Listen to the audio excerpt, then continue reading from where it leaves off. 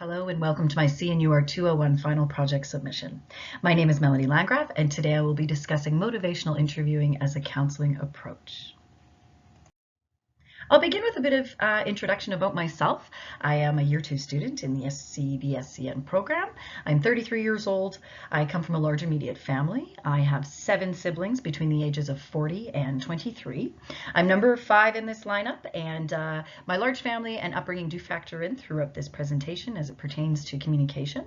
And I'm also an avid conversationalist in my everyday life. I love to talk to people. So here's the overview of my presentation today. I'll start by answering the question of why I chose motivational interviewing, followed by a summary of motivational interviewing in theory and practice. I'll also talk about some of the challenges and efficacy of motivational interviewing in the clinical setting. And later on in the presentation, I'll share how it has influenced my understanding of the nursing process, as well as ways that it can apply in my future as a registered nurse to assist clients.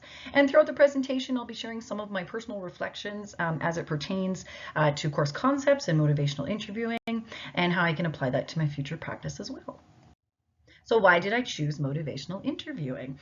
Well, I think it's the bread and butter of this course, so to speak. I think it encompasses the art and science of counseling and, in a broader sense, effective communication, period. Motivational interviewing has been a focus of this class, and even though it's a pretty big topic, I was confident that I could summarize it in my own way. And I also believe that motivational interviewing techniques can be used effectively in the clinical setting, and it also helps with everyday communication. So I also have a personal experience with counseling. I first went when I was 17 and then 19, and then in my early 20s, and then I went on my own volition last year. Now, there were varying levels of success with the counseling. The first few times I went, I was forced to go by my family. And you know, before learning about MI in this class, I had no idea that there were specific techniques that the therapists were using, and I'm really fascinated behind the theory behind it. Now, like I said, I was forced to go the first few times I went, so I didn't really like it at the time, but now I really do see the benefits of it for myself and for nursing practice. And as a side note, I've always been resistant to change for whatever reason, but change is life. So I was very curious to dive deeper into this topic because its focus is on changing behavior. So I added in my family background and communication style there because I grew up in a house full of many children, and that meant that you maybe necessarily weren't heard all the time. So there was lots of yelling and shouting, maybe not the best conflict resolution at times, and especially as I got older into my teenage years, my family had a bit of an interrogation style of communication. Where are you going? What are you doing? When are you coming home? Etc. etc. Obviously common questions and that warrant a response. However, I would be getting it from not only my parents, but pretty much all of my siblings that could talk at the time. So we maybe didn't learn the best methods of communication throughout. And before I came into this course, I knew that I had some bad habits, definitely. And I knew that I needed to change, but I wasn't really sure how. So that brings me to my next point there, is that MI is like a roadmap for interviews and conversations. And I personally like having a system, some guidelines, some rules in a sense. And MI techniques in this course have really helped make it clear what's required of me as the counselor. And finally, I chose this topic because it parallels the nursing process, which is another roadmap for providing care. And this is what the program and profession I'm headed into is all about. So I felt that it all nicely summed up what I wanted to talk about. So let's get into it. What is motivational interviewing? Well, the simple definition, according to Miller and Wolnick, is it is a collaborative conversation style for strengthening a person's own motivation and commitment to change. So in other words, it's like a method of counseling that can help people talk themselves into changing based on their own internal attitudes and values and beliefs. And it also encourages a focus on strengths, not weaknesses. So it was originally designed for counseling people living with an addiction by psychologist and psychiatrist William R. Miller in the 1980s, and he later collaborated with Stephen Rolnick, who was also a psychologist, and they developed a lot of the MI techniques that we know today.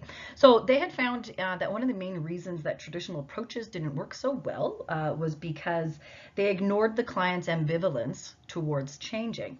And they recognized ambivalence as completely normal and it can be changed. It's already within the patient, and now it is used in a wide variety of healthcare settings, everything from nursing to dentistry to social work, psychology, nutrition. The list goes on. Pretty much wherever there are conversations about change taking place and changing behavior, MI techniques can work. Now, as a personal reflection, looking back at my own experiences with therapy, I really wanted the counselor to give me answers, just tell me what to do. And looking back, I can see why I would get frustrated because, I could see that they were trying to get me to work through my ambivalence, but I just, I wasn't there yet. So it really makes perfect sense to me now why my last counselor in particular was insistent on finding out what my values and beliefs were, because that, informs then of what's important to you and maybe how to move forward in changing your behavior. So we're going to take a closer look at all of these bullet points here, but this is an overview of motivational interviewing. So I'm going to touch on the spirit, principles, and processes of motivational interviewing. I'm going to talk a little bit about some communication techniques, and then after that I will go over the trans-theoretical model of change and talk a little bit about change talk and sustained talk, and also exploring ambivalence. So I'm going to start with the spirit of motivational interviewing, which is summed up nicely with the acronym PACE. So in the early days of MI, Miller and Rolnick found that something was missing from their process, and they identified it as sort of the mindset or heart set that the counselor needs to possess, and that's their underlying perspective. And they found that without this partnership and acceptance and compassion and evoking, MI could come across as like tricking the patient, which was not at all their intent. So the partnership needs to occur between the counselor and client. Both parties are experts in their own ways, but the clinical expertise of the counselor cannot overshadow the clinical expertise, the personal lived experience expertise of the client. And it really requires them to be honest with themselves and each other. They really need to be on the same page and have a solid connection. And then the next thing that is essential is acceptance. And they caution against using it as like approval or disapproval. Miller and Rolnick meant more the total acceptance of the client as they are where they are at. And they went on to break it down even further into absolute worth, autonomy, accurate empathy, and affirmation. So absolute worth sees the client as brimming with potential. Autonomy honors their personal choice. Accurate empathy helps the counselor understand the client's perspective, and their strengths and abilities and efforts are affirmed. So third, Miller and Rolnick identified compassion as a very important part of the spirit of MI. And again, they said it's not so much a feeling of sympathy, but rather this embodiment, and it's purposeful, it's active, and you're really promoting their welfare and putting their needs above all else. They are the priority, not the counselor. And to put it another way, they said that the counselor's heart needs to be in the right place. So lastly, the spirit of MI involves evoking. And this ties in with the idea that clients already have within them what they need in order to change. And it's up to us as counselors to really draw it out of them. So it connects to this idea, the counselor is a guide. They're artfully extracting this information. They're focusing on their strengths and abilities. And they're not trying to figure out what they don't have. We're trying to figure out what they do have, so we don't have to give them anything. They already have it inside. So as a bit of a personal reflection, I admit that I thought PACE was maybe one more acronym to learn, but of course I was wrong. It goes so much deeper than that. And it's before I learned about the spirit of MI, I did think that maybe this was kind of like tricking the patient, like we're trying to convince them, but almost in an underhanded way. But I think that maybe had more to do with my personal experiences with counseling, and it's not at all like that. And I really like how the acronym gets to the heart of it all. And it's a good reminder to always keep this in mind, that, without the heart of nursing, you lose the art of nursing, I think. So we're going to move on now to some principles of motivational interviewing, and this is summed up nicely with the acronym REDS. So this stands for rolling with resistance, expressing empathy, developing discrepancies, and supporting self-efficacies. And I found this information from Miller and Rolnick and Levensky et al. And so with rolling with resistance, this is a big one. The counselor does just that. You got to roll with it.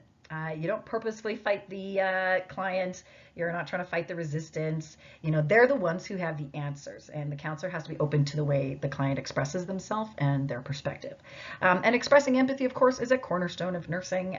We need it in order to understand and accept the patient where they're at, especially when they're dealing with ambivalence. And it really involves feeling with the client, not for the client. So the counselor must also work with the client to develop and explore discrepancies. And that's figuring out, well, here's where you are and here's where you want to be. And what is that disconnect there? Where is that? And Levensky et al. Stressed that, the counselor doesn't point this out. It's up to the counselor to draw that out from the client. Where do you feel this disconnect is? Where's the discrepancy? And then finally, the client, of course, must be supported in their self-efficacy. It's their choice, it's their beliefs, and it's their ability to change that must be upheld and encouraged by the counselor.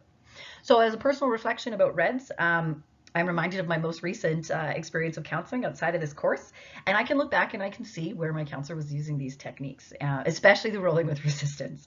So as a novice counselor in our seminar groups, it's really important for me to keep these in mind, particularly rolling with it. If nothing else, just go with it. So now we get into the processes of motivational interviewing. And this is where the spirit and the principles, start coming together. So there's four main parts to this: engaging, focusing, evoking, and planning. And when you're engaging the client, the counselor sets out by establishing the therapeutic relationship. It must be a partnership of mutual trust and respect. And the counselor has to be actively listening, trying to understand, and you're really fostering an environment of support and acceptance. And lots of open-ended questions are used at this point. More on that in a moment. And then the next process is focusing, and this is where the counselor is helping the client, guiding them into talking about a specific change and any problem areas they need to address, maybe starting to explore some ambivalence, and they can help by maybe offering options if needed, and also asking the client what's important to you. So then after that, we're going to be evoking things from the client, and we want to get from the client their own reasons, their own arguments for change, and their own motivation. Why or why not do they want to change? And it's up to, again, the client is the one that we're taking the information out of. It's already in there, and we're going to be using their ideas mostly. And then comes planning. So this is the process. They've started to talk about, what they would change, what that would look like in reality. And together, the counselor and client come up with a plan for action. And the client is committing to change. And Miller and Rolnick really found that this is the part of the process where you're bridging those two ideas. You're linking your ideas and action. Okay, so now we're going to move on to some communication techniques used in motivational interviewing, and this is summed up nicely with the acronym OARS, which stands for open-ended questions, affirmations, reflections, and summary. So open-ended questions are those that really encourage further, talking, further reflection for the client. You're able to learn their perspective from this, and you're getting reasons to change, helps to plan the course of action, really just helps keep the conversation going. And when you're affirming the client, the counselor is celebrating their effort, their strengths, and their personal resources. Miller and Rolnick found that the counselor should already be seeing the client as, a person of worth, absolute worth and value, and respecting and honoring them as such. And it really helps the counselor to be in a really good mindset for this. It's not just action, it's also a way of thinking inside, and you really want to focus on the positives of the situation. So that then takes us to reflections, and you can use reflections, very frequently throughout the motivational interviewing process. They're used to basically state back to the client what they've already said. And there are different types of reflection. The one I have up on the screen there is a simple reflection. But basically it allows the client to either confirm or deny what you're saying back to them, and it shows the client that the counselor is present and listening to them very intently. And the counselor can use reflections as a way of guiding the conversation in a particular direction as well. So finally, the counselor uses summarizing to shift focus from one area of conversation to another. It's also used to bring certain ideas. This can be during the process. There's usually a large summary near the end, but it allows the client a time to, well, we missed this, or actually there was something else I wanted to talk about. It pulls together everything that was discussed, and we're highlighting the client's motivations, their reasons, their plans of action as a whole. Okay. So now we're going to move on to the stages of change. So motivational interviewing is very closely tied with the trans-theoretical model of change, which was first developed by Prochaska and Di Clemente in 1984. I'm going to abbreviate it as the TTM, and it changed the way people thought about change. And they posited that change was interpersonal and it's interactional, and it must be between the client and the counselor instead of the onus just being on the client. So they stated that a person must go through 6 stages of change in order to successfully have a changed behavior. And there's various ways for the counselor to help them move through these stages. So the first stage is pre-contemplation. And this acknowledges that the client has no intention of changing at all. It hasn't crossed their mind. And this pre-contemplation stage replaced the earlier notion that people were in denial. And at this point, the counselor's job is to create this ambivalence in the first place. Secondly, there's contemplation. This is where the client sees there is a problem, but they're not sure if they want to change. And the counselor's goal at this point, explore that ambivalence. Let's really talk about that. And a way of assessing this is through, you could use like an ambivalence ruler, and that's asking on a scale of 0 to 10, 0 being not ambivalent at all, 10 being very ambivalent. How ambivalent are you to change? And that can help you gauge, where they're at that way. So third, we come to the preparation stage, and this is where there is some commitment to change. And together, the client and the counselor are looking at pros and cons. They're preparing to change, and now's the time where you're coming up with really good strategies. And fourth, this is where the fun begins, or the real work, I should say. This is the action stage. This is where the client has started to make a change. And the counselor is intent on pointing out what is going right, not what's going wrong. We really want to focus on the positives here, and our main job at this point is to support the client. So fifth, we move into the maintenance stage, and Cernuk states that this is the stage where lapsing or relapsing is most common, but it's also the stage where the client can continue, be supported in their success, gaining more confidence, and part of the counselor's job at this point is to make sure they're following up with their plans. And then lastly, we come to the termination stage.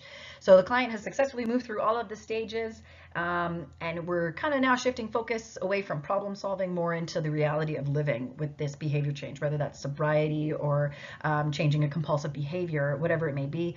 This is where it's pretty solidified, and we want to look towards the future in this one. It's a time for celebration, and you've done it, essentially. Excuse me. So throughout the stages of change and the motivational interview, it's good for the counselor to remember a few acronyms, and the one I wanted to point out were DARN CATS, and that stands for desire, ability, reasons, and need to change, as well as their commitment, action, and if they're taking steps. So these acronyms are a handy way of assessing clients' readiness to change or commitment to change, and it's our job as counselors to listen for change talk or sustained talk, and change talk is anything you might hear that supports changing, and sustained talk is anything that says, nope, I don't want to change. So examples of change talk with the DARN acronym would be D, I want to change, desire. I can change, stands for ability. R, I should change because these are my reasons, and I need to change because of this. That's my need to change. And listening for these change talk cues is very helpful, especially when you're exploring ambivalence. And again, you can use this rating ruler scale. You can use it for other things other than ambivalence. You can also use it for confidence level or commitment level or importance level to the client. Whatever you're measuring, really, it gives the client the opportunity and the counselor to really explore why are you at 3 and not a 1, or why are you at a 7 but not a 5. You always want to know, why did you rate yourself this and not lower, because you're trying to build their confidence, and it really helps them move in a positive direction. So on a personal note, my personal reflection for this, I really loved learning about the TTM because it put into words what I had noticed about change before in the past. And as one who is very resistant to change sometimes, I thought, yeah, how does somebody move through these stages? And, of course, there's this wonderful theory attached to it. So it's been really helpful to see a visual representation, of where somebody's at these various points. And I also like how this model does away with denial. I like that because I feel like denial is like, kind of a stigma. They're blaming them. Oh, you're just in denial. And I think that kind of takes away from, the fact that it's very likely this person wants to change. They just maybe don't know how or don't feel like they can. So we're going to move on now to Challenges of motivational interviewing. With all good things come a challenge, and MI is no different. So this slide is adapted from CNUR, and that was adapted from Miller and Rolnick and Dart. And this outlines some of the more common traps that you might come across when you're interviewing clients that you might fall into. So first one, question answer. This is when you're just asking a series of questions and the client answers them back. It's kind of like an interrogation, but it's very passive for the client, and you're not going to get much reflection from that sort of style. Next is confrontation denial. This is when the counselor is forceful with what they're saying, kind of accusatory, and then the client, of course, defends themselves and denies it, and it kind of goes in circles. And then next is the expert or writing reflex, and this is where the counselor thinks that they're the only one with the right answers. Of course, that is wrong. And it kind of can come in the form of unsolicited advice, or it may be phrased as, here's what you need to do. And it really takes away the choice from the patient and their autonomy. So next is labeling, and this is, it puts an unfair label on patients. And again, there's a stigma attached to this. It puts the client on the defensive, and that's never good. We want them to be open. There's also a premature focus, and that's when the counselor decides what the focus should be without conferring with their client and what they want to discuss and work on, and that can stop it pretty quickly. And then there's also blaming, and this is a judgmental approach. It's harmful to the therapeutic relationship, and the last thing the client needs is to be blamed. And MI really takes a no-fault policy. It deals with solutions, not who's to blame. And Dart states that some of the ways that we can avoid these traps are to practice self-awareness, number one. You can utilize silence as a tool, and you really want to be paying close attention to what the client is saying and how they are saying it, how they're interacting, so you might have to adjust accordingly. And now another big challenge in motivational interviewing is meeting resistance. Any change is hard, and resistance can show up in a variety of verbal and nonverbal ways, and Dart suggests the best way to deal with this: just go with it. This is part of our REDS acronym, rolling with resistance. It's the first one. It's very, very important. You want to explore why they're resistant, and above all, you really want to meet them where they're at in the present moment. And as a personal reflection, I'll admit that I'm guilty of all of these in my personal life. And throughout this course and in seminar, I found myself catching myself, before I do these traps. So I'm working on my self-awareness, and particularly the expert, or the writing expert reflex. I'm guilty of that in my personal life as well. So it's something I'm definitely working on, and something that I am aware of. So I'm really trying to practice my self-awareness when it comes to that. Okay, so we know that MI has been around for over 30 years, and it continues to be studied for its efficacy in the clinical setting. And drop-in and leave state, it is now used in a variety of settings: addiction, smoking cessation, medication adherence, nutrition, physical activity, compulsive behavior.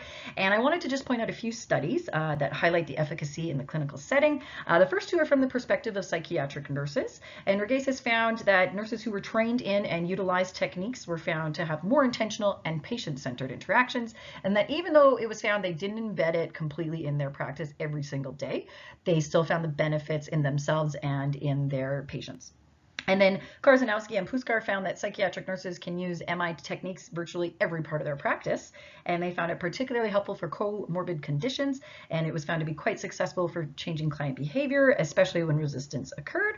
And then lastly, I wanted to point out a study by Heckman et al., which found that the results of their smoking cessation study used MI techniques, and they were particularly helpful for adolescents and males.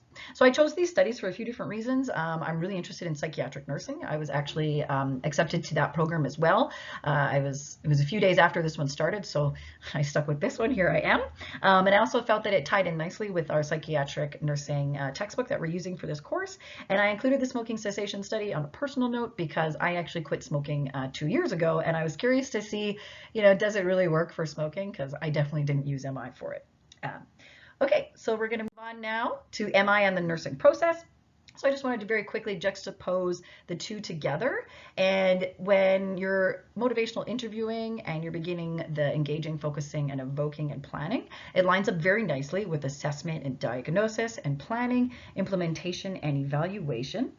So for the first one, both parts, you're establishing rapport, taking preliminary steps, assessing readiness to learn, etc.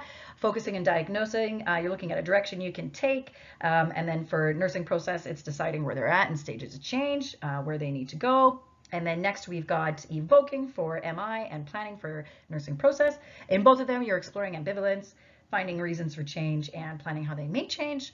And then lastly, we have the planning process with implementation and evaluation. And both of them are for coming together, making a plan, and then once that plan is in action, going back later and evaluating it to see if something needs to change or if something needed to be adjusted. So how will MI help me in my future nursing practice? So many ways, and then some. But I've boiled it down to communication skills, holistic nursing view. It strengthens patient-centered care, and of course, personal experience. So I already know it's helping me in my personal life. I'm already changing the way that I communicate and the way that I talk to my friends, especially. It's really making me examine how I'm using it, and it's also going to help me with talking with peers and colleagues, clients, faculty, everybody. There's so many good things about it. And it's essential to know. It's the cornerstone. It's communication. And then, of course, holistic nursing. I really feel that MI, it's really getting to the emotional, the mental, the spiritual side of the person. And so often we tend to forget those parts and we focus on the physical side. So I liked how it kind of incorporated all parts of the human being. We really want to look at them as a whole circle. And then also, of course, it will strengthen my my patient-centered care plans. It really has to be tailored to the patient, and it's about them. And this really helps. One thing that works for one client isn't going to work for another, but I think that in more and more practice, I'll be able to tailor it to different clients as they come.